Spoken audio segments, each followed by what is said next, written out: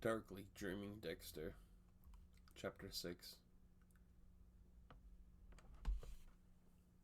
Friday night, date night in Miami. And believe it or not, date night for Dexter. Oddly enough, I had found somebody. What? What? Deeply dead Dexter dating debutante doxies? Sex amongst the dead? Has my need to imitate life gone all the way to faking orgasms? Breathe easy. Sex never entered into it. After years of dreadful fumbling and embarrassment trying to look normal, I had finally hooked up with the perfect date. Rita was almost as badly damaged as I am. Married too young, she had fought to make it work for 10 years and 2 kids. Her charming life mate had a few small problems. First alcohol, then heroin, believe it or not, and finally crack. He beat her, the brute, broke furniture, screamed and threw things and made threats. Then he raped her, infected her with some dreadful crack house diseases. All this was on a regular basis, and Rita endured, worked, fought for him through rehab twice. Then after the kids went one night, then he went after the kids one night, and Rita finally put her foot down. Her face had healed by now, of course, and broken arms and ribs are routine for Miami physicians. Rita was quite presentable, just what the monster ordered. The divorce was final, the brute was locked up, and then? The mysteries of the human mind. Somehow, somewhy, dear Rita had decided to date again. She was quite sure it was the right thing to do, but as a result of her frequent battery at the hands of the man that she loved, maybe she was completely uninterested in sex, just maybe some masculine company for a while. She had searched for just the right guy, sensitive, gentle, and willing to wait. Quite a long search, of course. She was going for some imaginary man who cared more about having someone to talk to and see movies with than someone to have sex with. Because she was just not ready for that. Did I say imaginary? Well, yes. Human men are not like that. Most women know this by the time they've had 2 kids and their first divorce. Poor Rita had married too young and too badly to learn this valuable lesson, and as a byproduct of recovering from her awful marriage, instead of realizing that all men are beasts, she had came up with this lovely romantic picture of a perfect gentleman who would wait indefinitely for her to open up slowly like a little flower. Well, really.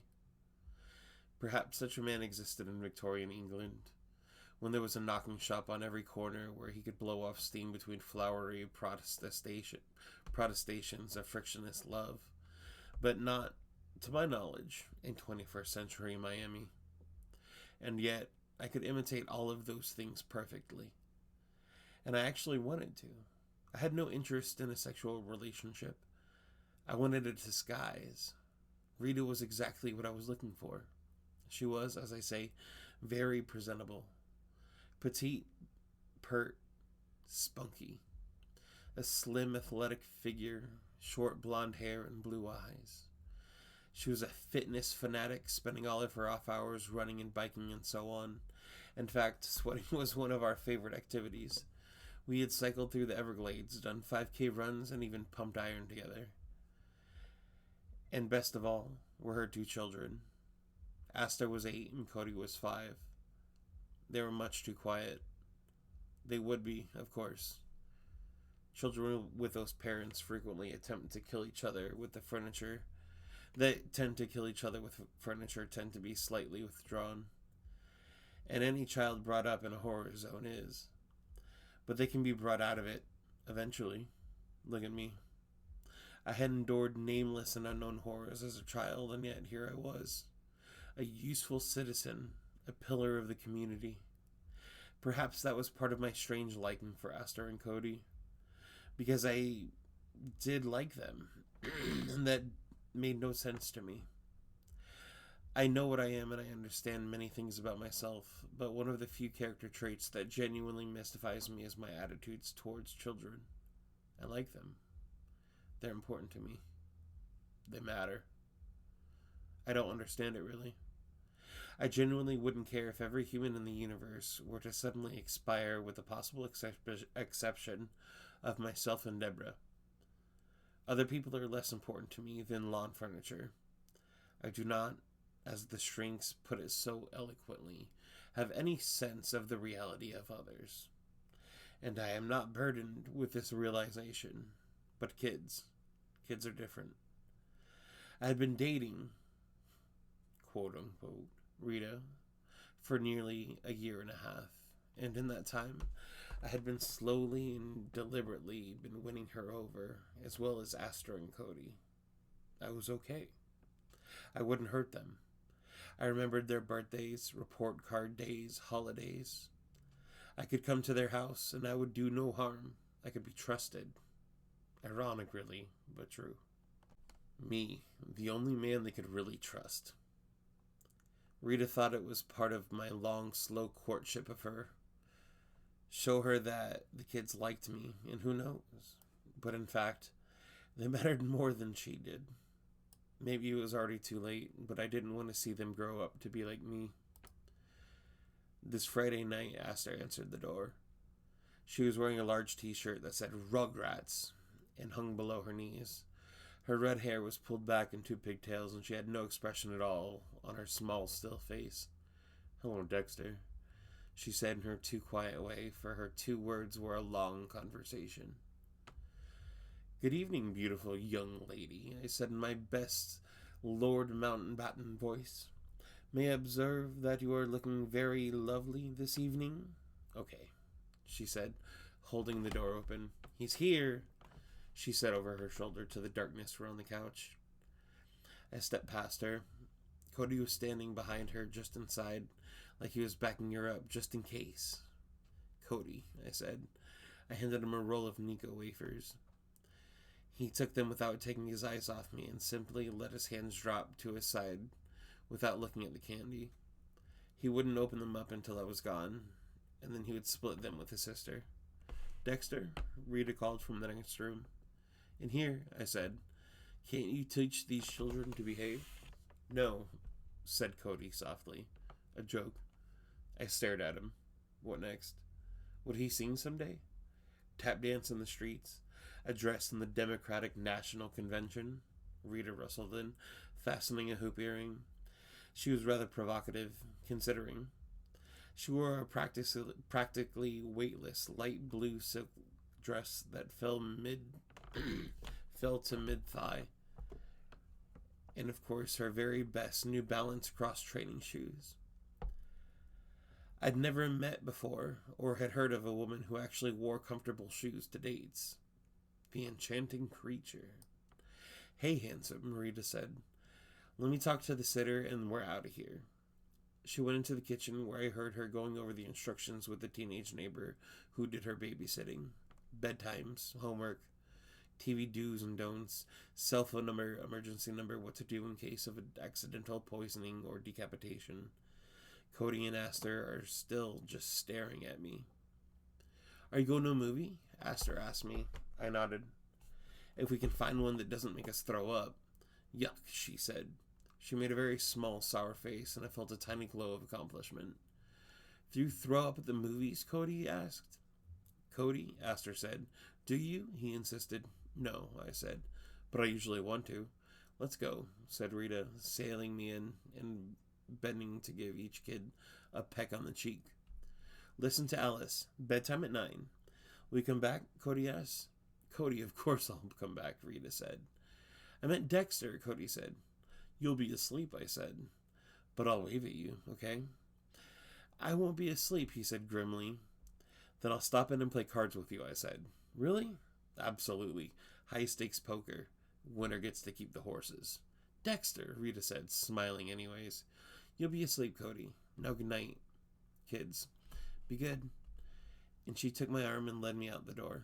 "Honestly," she murmured, you got those two eating out of the palm of your hand." The movie was nothing special. I didn't really want to throw up, but I'd forgotten most of it by the time that we had stopped in a small place in South Beach for a late night drink. Rita's idea.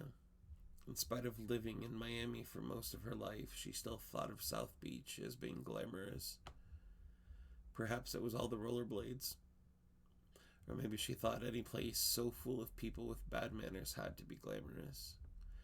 In any case, we waited 20 minutes for a small table, and then sat and waited another 20 for service. I didn't mind. I enjoyed watching good-looking idiots looking at each other. A great spectator sport.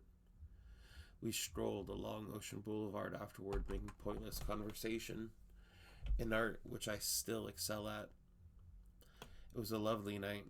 One corner was chewed off the full moon of a few nights ago, when I had entertained Father Donovan, and as we drove back to Rita's South Miami house after our standard evening out, we passed an intersection in one of Coconut Grove's less wholesome areas. A winking red light caught my eye, and I glanced down the side of the street. A crime scene. The yellow tape was already up. Several cruisers were nosed into a hurried splay. It's him again, I thought. And even before I knew what I meant by that, I just found myself swinging the car down the street, right to the crime scene. "Where are we going?" Rita asked, quite reasonably. I said, "I'd like to check here and just see if they need me. Don't you have a beeper?" I gave her my best Friday night smile. "They don't always know they need me," I said. I might have stopped anyway, to show off Rita. The whole point of wearing a disguise was to be seen wearing her, but in truth, the small irresistible voice yammering in my ear would have made me stop no matter what. It's him again. And I had to see what was going up. I left Rita in the car and hurried over. He was up to no good again, the rascal. There was the same stack of neatly wrapped body parts. Angel, no relation, bent over in almost the same position he'd been in when I had left him at the last scene. "Hijo de puta," he said when I approached him. "Not me. I trust," I said. "The rest of us are complaining that we have to work on a Friday night," Angel said. "You show up with a date and there's still nothing for you here?" "Same guy, same pattern?" "Same," he said. He flipped the plastic with his pen. "Bone dry, again," he said. "No blood at all." The words made me feel slightly lightheaded. I leaned in for a look. Once again, the body parts were amazingly clean and dry. They had a near blue tinge to them and seemed preserved in their small, perfect moment of time. Wonderful. "A small difference in the cut this time," Angel said. "In 4 places," he pointed. "Very rough here, almost emotional. Then here, not so much. Here and here. In between, huh?" "Very nice," I said. "And then look at this," he said. He nudged aside the bloodless chunk atop with a pencil. Underneath another piece gleamed white. The flesh had been flayed off very carefully lengthwise to reveal a clean bone. "Why he would do it like that?" Angel asked softly. I breathed. "He's experimenting," I said, "trying to find the right way." And I stared at the neat, dry section until I became aware that Angel had been looking at me for a very long time. Like a kid playing with his food, is how I described it to Rita when I returned to the car. "My God," Rita said, "that's horrible." "I think the correct word is heinous," I said. "How can you joke about it, Dexter?" I gave her a reassuring smile. "You kind of get used to it in my line of work," I said. "We all make jokes to hide our pain." Well, good Lord, I hope they catch this maniac soon. I thought of the neatly stacked body parts, the variety of the cuts, the wonderful, total lack of blood. "Not too soon," I said. "What did you say?" she asked. I said, "I don't think it will be too soon. The killer is extremely clever, and the detective in charge of the case is more interested in playing politics than solving murders." She looked at me to see if I was kidding, and then she sat quietly for a while as we drove south on US 1. She didn't speak to me until South Miami. I can never get used to seeing, I don't know, the underside, the way things really are, the way you see it, she finally said. She took me by surprise. I had been using the silence to think about the nicely stacked body parts we had just left. My mind had been hungrily circling the clean, dry, chopped up limbs like an eagle looking for a chunk of meat to rip out. Rita's observation was so unexpected I couldn't even stutter for a minute. What do you mean? I managed to say at last. She frowned. I'm not sure. We all assume that things really are a certain way. The way they're supposed to be. And then they never are. There's always more. I don't know, darker? More human, like this? I'm thinking, of course, of the detective that wants to catch the killer. Isn't that what detectives do? And it never occurred to me before that, like, there could be ever anything political about murder. Practically everything, I said. I turned onto her street and slowed down in front of her neat and unremarkable house. But you, she said. She didn't seem to notice where we were, what I said. That's where you start. Most people would never really think of it that far. I'm not all that deep, Rita, I said. I nudged the car back into park. It's like everything really is two ways. The way we all pretend it is. And then the way it really is. And you already know that it's like a game for you. I had no idea what she was trying to say. In truth, I had given up trying to figure it out, and as she spoke, I let my mind wander back to the newest murder.